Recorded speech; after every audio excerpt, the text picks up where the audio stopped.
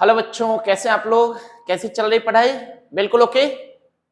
तो बेटे आज आप लोगों को डिस्कस करने वाला हूं linear equation in two variable. बहुत ही इंपॉर्टेंट चैप्टर है, not only for 10th class but further भी इस तरह के सिचुएशंस आपके सामने क्रिएट होते रहेंगे और इक्वेशन सॉल्व करने की जरूरत पड़ेगी, चाहे 11th में जाए, 12th में जाए या कॉलेज कहीं भी जाए। यानी कि जिंदगी के हर स्टेज पे इस तरह के इक्वेशंस आपको आ सकता है सॉल्व करने के लिए। ओके, तो ध्यान से सीखना है linear equation in two variable में हमें क्या क्या देखना है। ओके, तो देखो जैसा कि नाम से पता चल रहा है लीनियर इक्वेशन। लीनियर किसको कहते हैं बताइए? तो लीनियर का मतलब क्या होता है? डिग्री 1। वैसा इक्वेशन जिसका डिग्री कितना हो? 1 हो। और डिग्री क्या होता है? किसी भी वेरिएबल का जो सबसे बड़ा पावर है उसे क्या बोलते हैं? डिग्री बोलते हैं। ओके, तो लीनियर मतलब डिग्री 1 और डिग्री मतलब पावर, यानी कि highest power of a variable in an expression is known as the degree. तो बेटा लीनियर इक्वेशन का जो फॉर्मेट होता है वो होता है a1x plus b1y plus c1 equal to 0। Okay, pair यानी कि लीनियर इक्वेशन तभी सॉल्व हो सकता है जब पेयर में हो। अकेला लीनियर इक्वेशन सॉल्व नहीं होता। आपने पढ़ा था किस क्लास में? 9th क्लास में, कि अगर लीनियर इक्वेशन हो तो उसके इनफाइनाइट सॉल्यूशंस हो सकते हैं। तो दो इक्वेशन तभी सॉल्व होगा लीनियर जब वो पेयर वाइज हो। दूसरे को क्या ले लिया? a2x plus b2y plus c2 equal to 0। दो इक्वेशन दिया हुआ है। ओके, हम इन दो इक्वेशन का सॉल्यूशन निकालने वाले हैं। ओके, तो सॉल्यूशन निकालने के बहुत सारे तरीके हैं, बट प्रेजेंट में हमारे बुक में जो सॉल्यूशन का तरीका पढ़ना है वो है हमारा कौन कौन से? ग्राफिकल मेथड, सब्स्टिट्यूशन मेथड और एलिमिनेशन मेथड। तीन मेथड हमें पढ़ना है, ग्राफिकल मेथड, सब्स्टिट्यूशन मेथड और एलिमिनेशन मेथड। अब देखिए पहला जो तरीका इसका है वो कह रहा है कि ग्राफिकल मेथड। फर्स्ट हम ले लेते हैं ग्राफिकल मेथड। अब ग्राफिकल मेथड में क्या होगा, कैसे करना हमको, यहां हमें इस चीज को समझना पड़ेगा। ओके, तो देखिए जब हम इसको देखते हैं दो इक्वेशन को, तो यहां पे डिफरेंट डिफरेंट सिचुएशन क्रिएट होगा। फर्स्ट सिचुएशन में क्या होता है कि a1 upon a2 is not equal to b1 upon b2। a1 upon a2 is not equal to b1 upon b2, यानी कि a1 by a2 b1 by b2 का equal नहीं आएगा।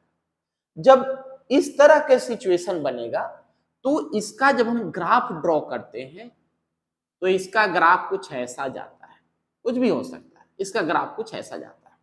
यानी कि इन दोनों इक्वेशन का ग्राफ जब हम ड्रॉ करेंगे तो कुछ इस तरीके का ग्राफ इसका दिखेगा। एक पॉइंट पे इंटरसेक्ट कर रहा है, देख रहे हैं ये दोनों लाइन किसी एक जगह पर इंटरसेक्ट कर रहा है। तो जब हमारा सिचुएशन होगा a1 upon a2 is not equal to b1 upon b2, इसका मतलब है कि जब हम दोनों लाइन का ग्राफ ड्रॉ कर रहे हैं तो किसी एक पॉइंट पे मीट कर रहा है दोनों ग्राफ, है ना। तो इसको कहते हैं इंटरसेक्टिंग लाइंस। इंटरसेक्टिंग लाइंस यानी कि ये दोनों लाइन इंटरसेक्ट करेगी। ओके, या दूसरा भी नाम इसका देते हैं, दूसरा नाम क्या लिखते हैं? Point solution. पॉइंट सॉल्यूशन इसका नाम। देखिए एक ही पॉइंट आ रहा है, एक ही पॉइंट, और जहां पे दोनों लाइन इंटरसेक्ट कर रहा है वही x और y का इसका वैल्यू होगा। जैसे मान लिया जाए कि x पे a इंटरसेक्ट कर रहा है a पे और y पे इंटरसेक्ट कर रहा है b पे, है ना। तो x का वैल्यू क्या आने वाला है? a, और y का वैल्यू क्या आने वाला है? b। ठीक है, तो a1 upon a2 B1 upon B2 के इक्वल नहीं होगा तो उसका ग्राफ इस तरीके से जाएगा। ओके, इसे इंटरसेक्टिंग लाइन बोलेंगे और कैसा सॉल्यूशन होगा, पॉइंट सॉल्यूशन। इसे हम कंसिस्टेंट भी कहते हैं, तीसरा नाम दे देते हैं कंसिस्टेंट। कंसिस्टेंट का मतलब है कि वैसा सॉल्यूशन है, वैसा इक्वेशन है जिसका कोई ना कोई सॉल्यूशन जरूर आएगा।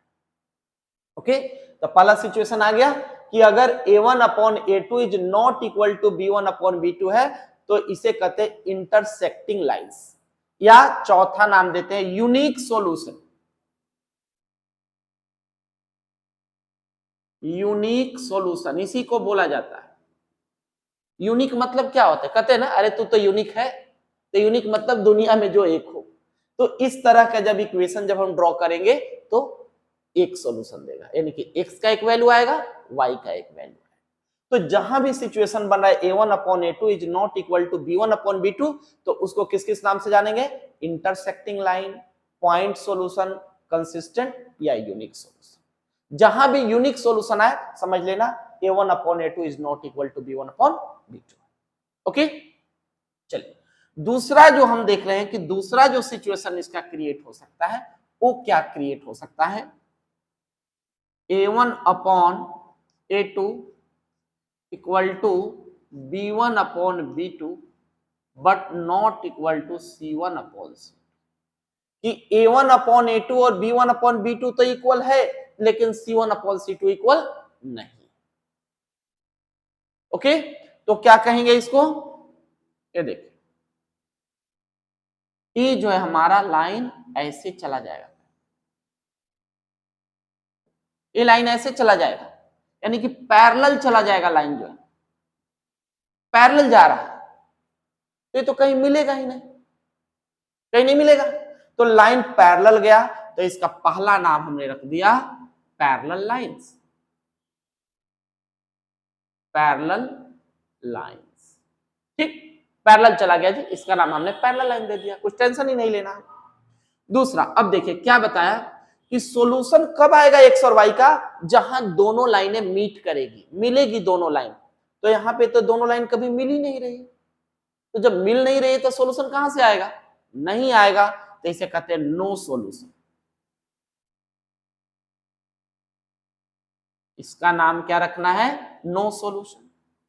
और नो सॉल्यूशन यानी कि इसका कोई वैल्यू नहीं आएगा तो क्या बन जाएगा, इनकंसिस्टेंट।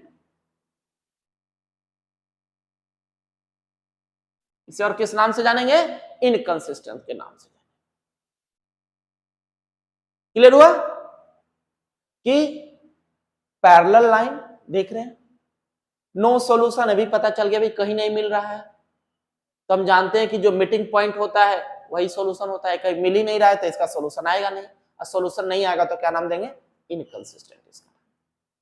ओके, चलिए तीसरा सिचुएशन देखते हैं क्या होगा। अगर आ गया a1 upon a2 equal to b1 upon b2 equal to c1 upon c2, इस बार तीनों के तीनों इक्वल आ गया। जब तीनों के तीनों इक्वल आएगा तो इसका ग्राफ ड्रॉ करेंगे तो क्या है, एक लाइन जा रही है, इसी के ऊपर चढ़ करके दूसरा लाइन भी चला जाएगा, इसी के ऊपर चढ़ गया दूसरा लाइन। तो हम क्या देख रहे हैं, कैसा है, क्या बोलेंगे इसे, कितने सॉल्यूशन आएगा इसका, मल्टीपल जगह पे कट कर रहा है, तो क्या बोलेंगे, इनफाइनाइट मेनी सॉल्यूशन। क्या बोलते हैं इसको, infinite many solution, infinite many solution, infinite many solutions. Okay, और जब एक लाइन दूसरे लाइन के ऊपर चल के चला जाता है तो उसको कोइंसिडेंट, कैसा लाइन है, कोइंसिडेंट के नाम से भी जानते हैं।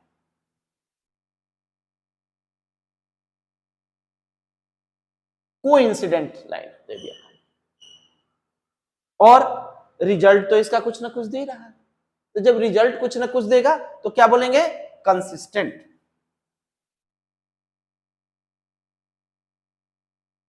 कंसिस्टेंट इसका नाम दे दीजिए।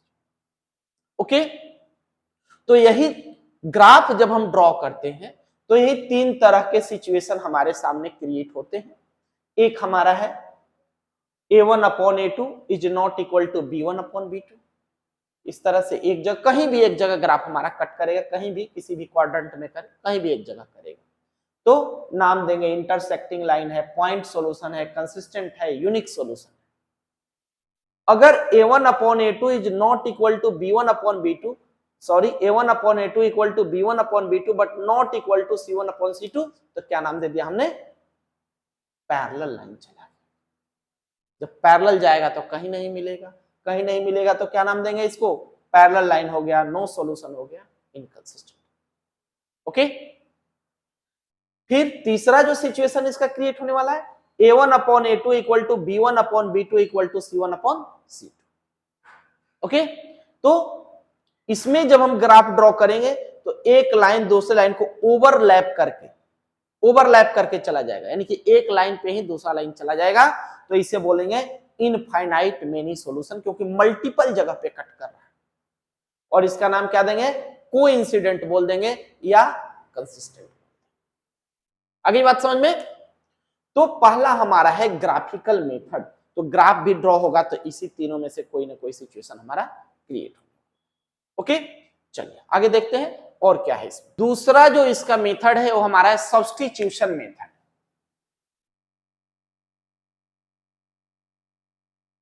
सब्स्टिट्यूशन मेथड, सब्स्टिट्यूशन मेथड मतलब क्या हो गया, सब्स्टिट्यूट करना। सब्स्टिट्यूट तो समझते हैं आप। अब जैसे मान लीजिए कोई मेडिसिन आप लेने जाते हैं, तो मेडिकल हॉल वाला क्या कहता है, ये वाली तो मेडिसिन नहीं है, इसका सब्स्टिट्यूट, यानी कि इसके जगह पे दूसरा कोई आ जाए, तो बोलो वो दे देता हूं सब्स्टिट्यूट। तो सब्स्टिट्यूशन का मतलब है एक के जगह पर दूसरा वैल्यू लाना। अब जैसे मान लिया जाए हमारे पास क्वेश्चन है x plus y equal to 10 और x minus y equal to 15 दे दिया। ओके, अब सब्स्टिट्यूशन मेथड लगा करके इसको सॉल्व करना है, तो बिल्कुल भी पैनिक नहीं होना। फर्स्ट और सेकंड जहां से भी आपको सुविधा लग रहा है x और y का वैल्यू निकाल लें। कहां से निकालना चाहते हैं, कहीं से निकाले, एक ही बात है। तो फ्रॉम फर्स्ट क्या हो जाएगा, x plus y equal to 10 है, यहां से आपने x का वैल्यू निकाल दिया 10 माइनस वाई, और एक कहां डाल देना है, सेकंड में। अगर फर्स्ट से निकालेंगे तो सेकंड में डालेंगे, सेकंड से निकालेंगे तो फर्स्ट में डालेंगे, अपोजिट वाले में डालना है। पुट इन सेकंड, सेकंड में डाल देते हैं। तो क्या है, सेकंड है हमारे पास x minus y equal to 15 है, तो x का वैल्यू कितना आ गया, 10 माइनस वाई, x के जगह पे आ गया माइनस वाई इक्वल टू 15, तो 10 माइनस 2y इक्वल टू 15, यही ना। तो क्या आ जाएगा, minus 2y equal to 15 minus 10, तो माइनस 2y इक्वल टू 5, तो y equal to minus 5/2। y का वैल्यू माइनस 5/2 आ गया, कोई दिक्कत तो नहीं है। अब y का वैल्यू यहां डाल देते हैं, तो x इक्वल टू क्या होगा, 10 माइनस y का वैल्यू कितना है, माइनस 5/2। यहां पुट कर दे तो क्या आ जाएगा, 10 प्लस 5/2, एलसीएम ले तो 2, 20 प्लस 5, 25/2, 25/2। ओके, तो x का वैल्यू आ गया, ये y का वैल्यू। ओके, अब मान लो कि हमारे मन में कंफ्यूजन है, यार हमने जो आंसर निकाला है सही है या गलत है, क्या करें, कैसे कंफ्यूजन हमारा दूर हो। तो बिल्कुल नहीं परेशान होना। आपने 6th-7th क्लास में देखा था, टीचर बोलते थे कि इसे LHS RHS प्रूव करके भी दिखाओ, वेरीफाई इट आता था क्वेश्चन जो। तो क्या करते थे, x के जगह x का वैल्यू डाल देते थे, y के जगह पे y का वैल्यू डाल देते थे, और दोनों साइड बराबर आ जाता था, तो क्या कहते थे, वेरीफाई हो गया जी। तो आपको अगर थोड़ा भी कंफ्यूजन हो कि हमने जो इक्वेशन निकालना है सही है या गलत है, तो क्या करना है, वैल्यू क्वेश्चन में डाल देना है। तो पहला क्वेश्चन क्या है, x प्लस वाई, एक्स का वैल्यू आपने कितना निकाला है 25/2 प्लस y का वैल्यू आपने कितना निकाला है -5/2, डाल दीजिए यहां, तो कितना आ गया 25/2 -5/2, 25 में से 5 चला जाएगा कितना होगा 20, कितना आ गया 10, LHS कितना है, RHS कितना है 10। इसका मतलब आपने जो वैल्यू निकाला है बिल्कुल ही सही है। तो बिल्कुल परेशान नहीं होना, मेरे कहने का मतलब है कि फर्स्ट से x का वैल्यू निकालेंगे, सेकंड में डाल देंगे, जो रिजल्ट आएगा जो भी है यहां पे डाल देंगे, सेकंड वैल्यू आ जाएगा, x या y जो भी आपको सुविधा मिलता है वैल्यू निकालेंगे, एक से निकालेंगे और दूसरे इक्वेशन में पुट कर देंगे। क्लियर? चलिए एक क्वेश्चन और लेते हैं यहां से। तो हमने क्वेश्चन लिया है s minus t equal to 3, s/3 plus t/2 equal to 6। ठीक है, तो देखिए जहां भी फ्रैक्शन में हो ना तो पहले इसको सिंप्लीफाई कर देना। तो इसे तो हमने फर्स्ट इक्वेशन बना दिया, ये क्या हो जाएगा, अगर हम लोग 3 और 2 कैल्सियम लेंगे तो 6 आ गया, s तो क्या हो जाएगा 2s plus 3t equal to 6, तो 2s plus 3t equal to 6 36। ये दूसरा इक्वेशन है। ओके, अब देखते हैं कि s या t दोनों में हम किससे आसानी से वैल्यू निकाल सकते हैं। तो फर्स्ट वाला हम क्या देख रहे हैं, आसानी से यहां से s निकाल सकते हैं। तो from first s equal to क्या हो जाएगा 3 plus t, put in second, second में डाल देना है, s का वैल्यू तो 2, s का value 3 plus t plus 3t equal to 36। तो कितना हो जाएगा 6 plus 2t plus 3t equal to 36, 5t equal to 30, तो t का वैल्यू कितना आ जाएगा 6, t का वैल्यू 6 आ गया। अब यहां पे हमने डाल दिया s इक्वल टू कितना है 3 प्लस t। ओके, तो यहां हमने t निकाला हुआ है, तो 3 प्लस t कितना है 6, तो कितना हो गया 9। ओके, तो s का वैल्यू आ गया, t का वैल्यू। अब हम वेरीफाई करना चाहते हैं तो s और t का वैल्यू डाल देते हैं, s कितना है 9 और t कितना है 6, 9 माइनस 6 क्या होगा 3। ओके, तो बिल्कुल आसानी से आप सब्स्टिट्यूशन मेथड अप्लाई कर सकते हो, किसी तरह की कोई परेशानी नहीं होगी। याद कर लिए, फर्स्ट से वैल्यू निकालेंगे सेकंड में डालेंगे, या सेकंड से निकालेंगे तो फर्स्ट में डालेंगे, किसी भी तरह की कोई परेशानी आपको नहीं होगी। अगर कोई भी परेशानी होती है तो जरूर कमेंट बॉक्स में आप लिखें, जरूर देखूंगा कि किस तरह की परेशानी आपकी हो रही है। ओके, चलिए अब इसका दूसरा मेथड देखते हैं। दूसरा जो मेथड है हमारा एलिमिनेशन मेथड है ना।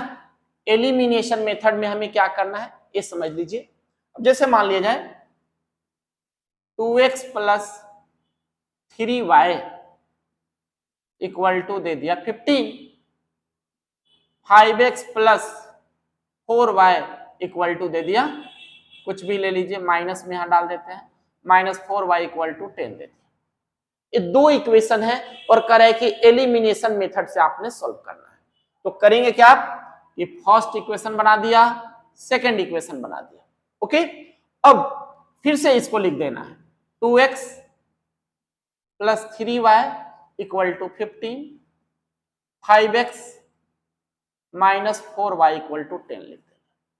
अब देखिए ये जो सेकंड वाले का x का कोएफिशिएंट है उससे फर्स्ट को मल्टीप्लाई कर दीजिए। अब फर्स्ट वाले के x के कोएफिशिएंट से सेकंड को मल्टीप्लाई कर दीजिए। सिंपल, ज्यादा इधर उधर सोचना नहीं। दूसरे के x के कोएफिशिएंट से पहले को और पहले के x के कोएफिशिएंट से दूसरे को मल्टीप्लाई कर। ओके, तो कितना, अब पूरे को मल्टीप्लाई कीजिए, कितना आ जाएगा 10x plus 15y equal to 75, और ये 10x minus 8y equal to 20। तो क्या हो गया माइनस प्लस माइनस क्या हो गया कैंसिल हो गया। साइन बदल देना है नीचे वाले का, माइनस रहेगा तो प्लस, प्लस होगा तो माइनस, क्योंकि हम सब्ट्रैक्ट कर रहे हैं। अब जानते हैं कि सब्ट्रैक्शन में साइन चेंज हो जाता है, तो नीचे वाले का साइन बदल देना, ऊपर वाले का क्या है कोई लेना देना नहीं, नीचे वाले का साइन आपको बदल देना है। कट गया 15 और 8 कितना हो गया 23y, और 75 में से 20 चला जाएगा तो कितना आ जाएगा 55, तो y का वैल्यू कितना आ गया 55/23, y का वैल्यू आ गया 55/23। ओके, अब y का वैल्यू किसी भी इक्वेशन में जहां भी आपको आसान लगता है वहां पुट कर देना है। फर्स्ट में पुट कर देते हैं, पुट इन फर्स्ट, तो फर्स्ट में y का वैल्यू पुट कर दे तो क्या आ जाएगा 2x + 3, y का वैल्यू कितना है 55/23 इक्वल टू 15। घबराना नहीं है, बड़े कैलकुलेशन से कर सकते हैं आप आसानी से, ये तो मैंने यूं ही रैंडम कोई क्वेश्चन ले लिया। तो 2x + 5 3 जा 15, 5 3 जा 15 1 16/23 इक्वल टू 15। तो 2x इक्वल टू 15, इधर प्लस है तो उधर जाके माइनस हो जाए, नहीं ना होना है। ओके, अब बेटा यहां सॉल्व कर लीजिए, तो 2x इक्वल टू क्या हो गया, एलसीएम लेंगे तो 23, 15 × 23 -165, तो 2x इक्वल टू बताइए 15 3 जब 45, 4 आ गया, 15 2 जा 34 -165/23, तो 345 में से 165 माइनस कर दीजिए, 2x 5 में से 5 चला जाएगा तो कितना आ जाएगा 0, 4 है, 4 में से 6 तो जा नहीं सकता, तब 14 में से 6 चला गया, 8 आ गया, 2 में से 1 जाएगा, 1 आया अपॉन 23, अब 2 से कट जाएगा तो x इक्वल टू कितना आ जाएगा 90/23। ये हमारा y का वैल्यू आ गया और ये हमारा x का वैल्यू। सिर्फ मेथड देखना है, this is the introduction video, है ना। तो इसमें मैं बता रहा हूं कि किस तरीके से आपको सॉल्व करना है। तो पहला हमने देखा था क्या था, सब्स्टिट्यूशन मेथड। एलिमिनेशन मेथड में x का वैल्यू यानी कि x के कोएफिशिएंट से पहले दूसरे के x के कोएफिशिएंट से पहले को और पहले के x के कोएफिशिएंट से दूसरे को हमने मल्टीप्लाई कर, और इस तरीके से आसानी से आप इसको कर सकते, कोई भी परेशानी आपको नहीं होगी। तो ये दो मेथड ध्यान में रखना है, एलिमिनेशन मेथड, सब्स्टिट्यूशन मेथड। ऐसे बोर्ड में जनरली पूछता नहीं कि किस मेथड से करना है, वो आपने खुद ही चूज करना है कि कौन सा मेथड हमें बेहतर तरीके से आता है। तो कोई एक मेथड आप अच्छे तरीके से सीख जाए, लेकिन हाँ इसका मतलब नहीं कि दूसरा मेथड बिल्कुल नहीं करने आना चाहिए। बोर्ड है, कुछ भी पूछ सकता है, बाई चांस पूछ दिया कि सब्स्टिट्यूशन, एलिमिनेशन, किसी से भी दे सकता है करने के लिए। तो दोनों ही मेथड का आपको प्रैक्टिस करना है, बट एक ऐसा मेथड रखें स्पेशली करके एलिमिनेशन मेथड पे, जिससे बिल्कुल आप अच्छे तरीके से एक्सपर्ट हो, जो है कैसा भी इक्वेशन आए आप जरूर सॉल्व करें। ओके, तो ये था हमारा introduction of pair of linear equation in two variable. Next video में हम एनसीईआरटी के एक्सरसाइज करेंगे और फिर उसके बाद इसके जो मोस्ट एक्सपेक्टेड क्वेश्चन है उसे करेंगे, जो है जो हमारे बोर्ड में आने की पॉसिबिलिटी है। ओके, तब तक आप लोग इसको देखिए, प्रैक्टिस कीजिए कि हमें कैसे करना है। जल्द ही दूसरा वीडियो उस पर बनाता हूं और फिर आपके साथ। Okay, till then bye to all of you.